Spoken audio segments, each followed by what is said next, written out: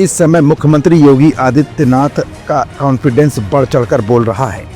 दिल्ली के किराड़ी विधानसभा क्षेत्र में जहां योगी आदित्यनाथ ने केजरीवाल को चैलेंज किया और यमुना की सफाई पर सवाल उठाते हुए यमुना में डुबकी लगाने की नसीहत केजरीवाल को दी थी, तो वहीं दिल्ली में केजरीवाल का सपोर्ट कर रहे अखिलेश यादव ने अब योगी को तगड़ा जवाब दिया है। इस समय अखिलेश यादव समाजवादी पार्टी की तरफ से योगी सरकार की महाकुंभ की तैयारियों को लेकर कई बार बड़े बड़े सवाल उठा चुके हैं और कई बार आलोचनाएं भी कर चुके हैं। अखिलेश ने अब योगी के कौन से बयान पर कटाक्ष किया है?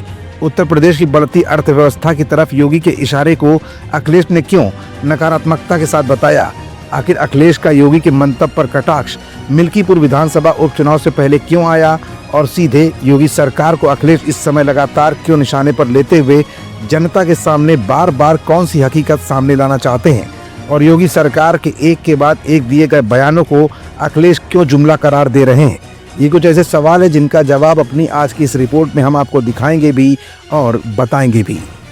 लेकिन उससे पहले ये जान लीजिए कि आखिर योगी की अर्थव्यवस्था को लेकर दिया गया कौन सा बयान इस समय सुर्खियों में है और योगी का यही बयान अखिलेश को क्यों खटक रहा है।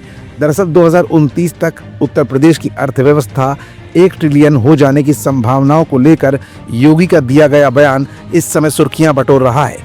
योगी के इसी बयान पर अब सपा प्रमुख अखिलेश यादव ने अपना पलटवार किया है। अखिलेश यादव ने अपने सोशल मीडिया अकाउंट एक्स पर एक पोस्ट में भाजपा के आर्थिक वादों के लिए उस पर निशाना साधते हुए कहा कि भाजपा सिर्फ 1 ट्रिलियन झूठ का रिकॉर्ड बना सकती है और कुछ नहीं। उत्तर प्रदेश की भाजपा सरकार की तरफ से फिर से ये जुमला उछाला जा रहा है कि अगले 4 वर्ष में उत्तर प्रदेश की अर्थव्यवस्था $1 ट्रिलियन हो जाएगी। सपा चीफ ने आगे कहा कि आज की विकास दर के हिसाब से ये असंभव है, इसीलिए ये एक महाझूठ है। सरकार के खजाने में भ्रष्टाचार की सेंध लगी है, निवेश जमीन पर नहीं उतरा है।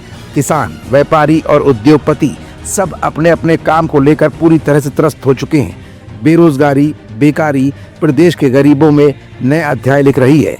लोगों के हाथ में पैसा नहीं है तो क्रय शक्ति कहां से आएगी? श्रमिक मजदूर पलायन करने को मजबूर है तो श्रम संसाधन कहां से आएगा? मतलब साफ है कि योगी सरकार महाकुंभ में आत्मविश्वास के साथ तेजी पकड़ रही अर्थव्यवस्था के प्रति आशान्वित दिख रही है।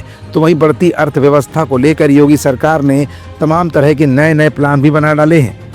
लेकिन मिल्कीपुर विधानसभा सीट पर 5 फरवरी को उपचुनाव होना है। ऐसे में राजनीतिक बयानबाजी का दौर भी लगातार जारी है, जहां एक तरफ योगी सरकार जनता के सामने अपनी सरकार द्वारा किए गए कामों को लेकर 2029 तक 1 ट्रिलियन अर्थव्यवस्था का दावा करती हुई नजर आ रही है, तो वहीं अखिलेश योगी सरकार की इसी महत्वाकांक्षा को एक जुमले के रूप में जनता के सामने लाने की कोशिश में लगे हुए हैं। फिलहाल 8 फरवरी को मिल्कीपुर विधानसभा सीट पर होने वाले उपचुनाव का परिणाम भी सामने होगा। ऐसे में महाकुंभ से राजनीतिक बयानबाजी का दौर अभी और भी ज्यादा तेजी पकड़ने की गुंजाइश बना रहा है। अब देखना ये होगा कि मिल्कीपुर विधानसभा उपचुनाव में योगी के इरादे जीतते हैं या फिर अखिलेश के मंसूबों पर अखिलेश को विजय हासिल होती है।